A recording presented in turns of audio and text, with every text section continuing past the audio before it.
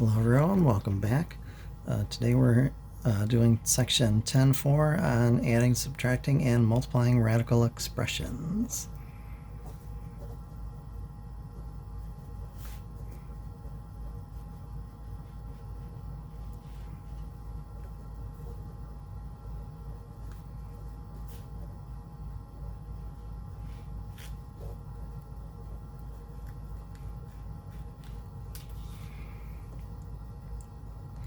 So we'll start with just a little mini review on our work with polynomials. So for example, if we have 5x squared plus 3x, I can't turn that into 8 of anything since the exponents don't match. Well, remembering our work from earlier in chapter 10, a similar problem, 5x to the 1/2 plus 3x to the, let's say 1/4.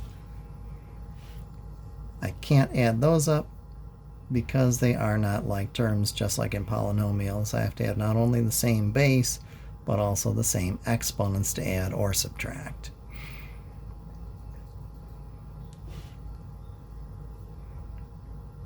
So if I have, say, 5 square root of 15, and I want to add 2 square root of 15, I can factor the square root of 15 and turn that into 7 square root of 15. So notice that the radical stayed exactly the same. So there's no change in the radical. I'm just adding or subtracting the coefficients outside of the radical. Similarly, if we do maybe 9 times the cube root of 2y and subtract 3 times the cube root of 2y, we have 6 of these cube root of 2y's. But if I have maybe 6 root 10 minus 5 cube root of 10, indices don't match. That's equivalent to exponents not matching. This one is fully simplified. There's nothing else I can do to this. This is like having the 5x squared and the plus 3x. They're not like terms.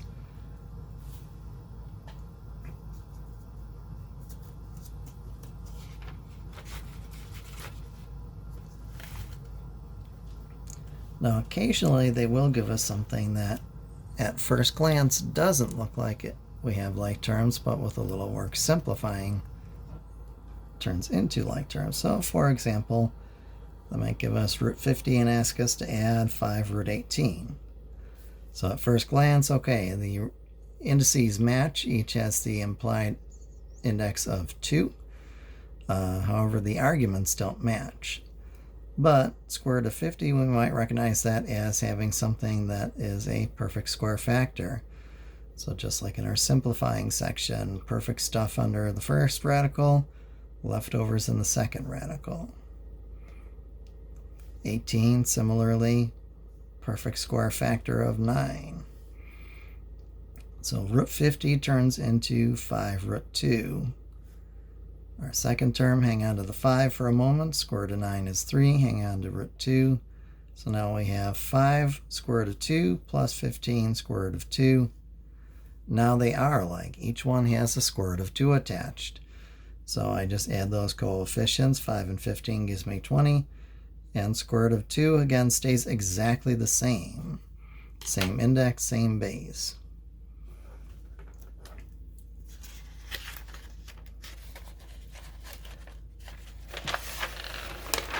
So from there, we occasionally look at what happens if we have some variables involved. So we might have square root of, let's go with a 20x minus 6 square root of 16x plus square root of 45x. So as written, none of these are alike yet. But if we see some simplifying, we have to take care of that before we decide if we can move on. So 20 has 4 as a factor. 4 is a nice, neat, pretty perfect square, leaving 5x in the leftover pile. I'll hang on to the minus 6. 16 itself is a perfect square. X is not. 45. 9 is the biggest perfect square factor that we can grab from that. 5x are not perfect squares. So now we have 2 root 5x minus 6 times 4 square root of x plus 3 square root of 5x.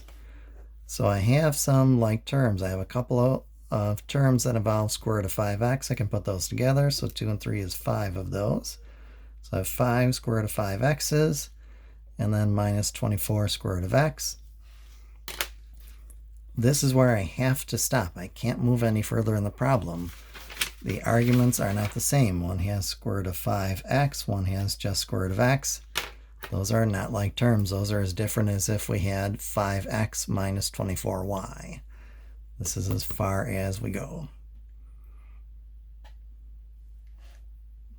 All right, so let me have you all try one out, and I'll let you play with the cube root one. So we'll do cube root of 8y to the 5th plus cube root of 27y to the 5th. So pause it, and we'll come on back and do it together. Welcome back. So this time I'm looking for perfect cubes, and then everything else. Perfect cubes in the second term, everything else in the second term. So 8 itself is a perfect cube. Y to the 3rd is a perfect cube, so that just leaves me a y squared in the leftover radical. 27, also a nice, neat, pretty perfect cube. Y to the 3rd, also a perfect cube, also leaving us a y squared. So then we take care of the perfect radicals. Cube root of 8y cubed is 2y. And we hang on to the cube root of y squared. Cube root of 27y cubed is 3y. Hang on to our radical. So these are like terms. Each of these has a y cube root of y squared attached. So we have 5 of the y cube root of y squares left. All right. Once in a while, they let us play with fractions with these as well. So that might give us cube root of the quantity 5x over 27 plus 4 times the cube root of 5x. So I can split this radical up. So upstairs I've got cube root of 5x, downstairs cube root of 27. Our second fraction, 5 doesn't have any non-trivial perfect cube factors. It's got a 1, but 1 won't get us anywhere. Same thing with the x. So the second term is just along for the ride at the moment.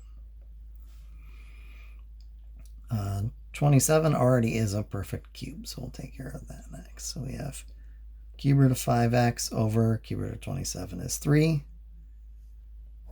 If you want, you can think of this as over 1. We want a common denominator of 3, so we'll multiply by 1 as 3/3, 3 over 3.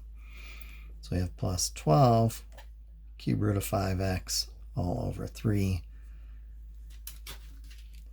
The implied coefficient here being a 1, so I have 1 cube root of 5x over 3 plus 12 cube root of 5x over 3, so we have 13 of these cube root of 5x over 3's. So adding and subtracting fractions, you still need a common denominator, no matter what type of fractions you're working with.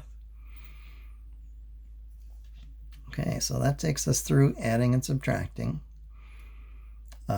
Multiplying, just like in our polynomial days, to multiply we don't have to have like terms anymore. Think of the difference between 5x squared plus 3x plus 2, no like terms there, versus 5x squared times 3x plus 2. This one we can use the distributive property and do some work to. The other one, no like terms, no adding or subtracting to be done.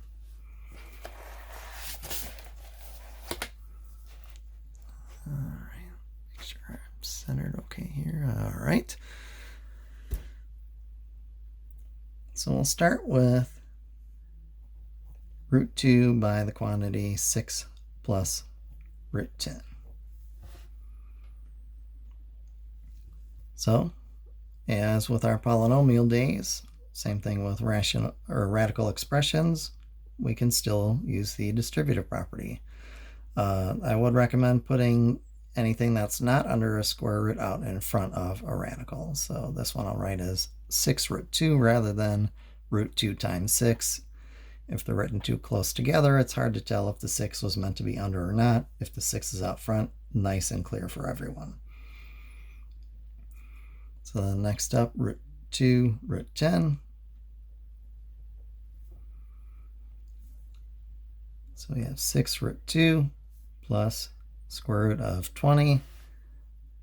After that, it turned into one of the problems we did previously in this section. One of the types of problems we previously did. We see if we can do any simplifying.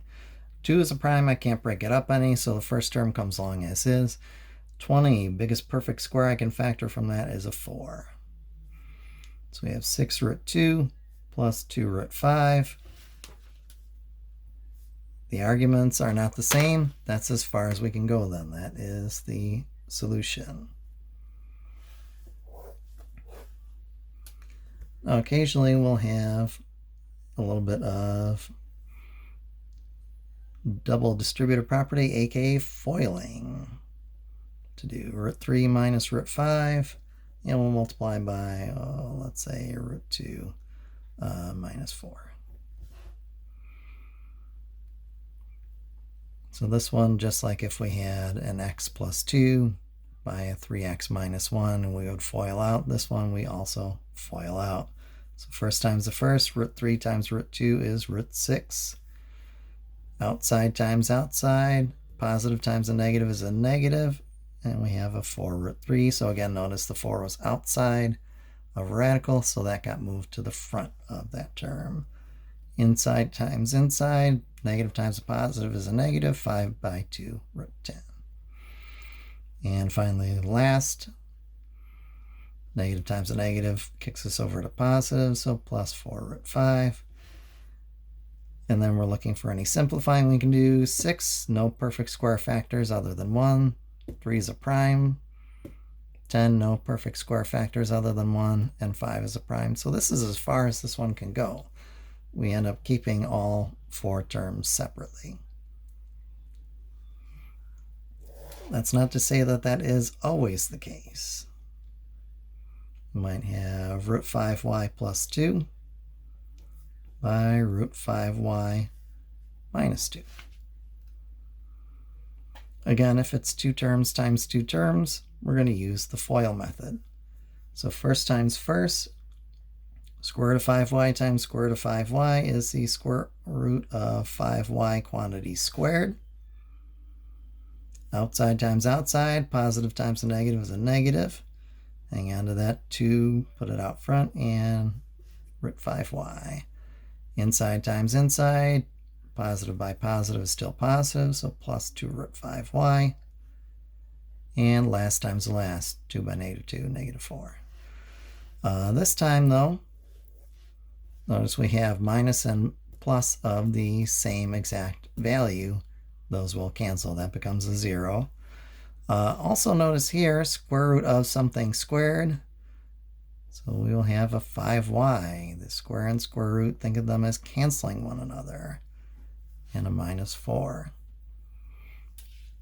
Strictly speaking, the 5y would be in absolute values usually. The author has stipulated, though, that after section 10.1, we're going to assume that we are working with the non-negative cases. All right, so I'm going to put 2 up for you to try out. And just pause the video, try them out, and play the video. We'll finish them together. So the first of the 2 that you're going to try out, you're going to multiply root 3x plus 7 by root 3x minus 7. Second one, you're going to do root 3x plus 7 quantity squared. Okay, welcome back. So the first one, 2 terms times 2 terms, FOIL again. So square root of 3x quantity squared. Yes, you need those parentheses since the x isn't squared, but the 3 is also squared. Outside times outside, minus 7 root 3x. Inside times inside, plus 7 root 3x. And last times last, minus 49. Again, we get this nice cancellation here in the middle. Square root of 3x squared will give us a 3x, and hang on to the minus 49, and that's all we can do with it. So notice I'm not solving these. These are not equations, so I cannot solve them. I can only simplify them. This one, when you have more than one term squared, I would strongly recommend writing it out twice and proceeding from there. That way you avoid kind of a common error. So first times first, 3x times 3x is root 3x. Quantity squared, we have plus 7 root 3x, plus another 7 root 3x, and last times last, plus 49. Root 3x quantity squared is 3x. These two in the middle are like terms, and we have 14 of those root 3x's. Plus 49, no more like terms. That's as far as we can go on that one. All right, so that is all for 10.4. 10.4 is a very short section. We'll get into 10.5 in the next video. So 10.4, you're trying 1 to 37. Every other odd, and 47 to 67 every other odd, 77, 79, 83, and 85. So 1 to 37 every other odd, 47 to 67 every other odd, 77, 79, 83, and 85. If you have any questions, please feel free to get in touch with me. Otherwise, we'll see you on the next video, and hopefully in person when this is all over. Stay safe out there.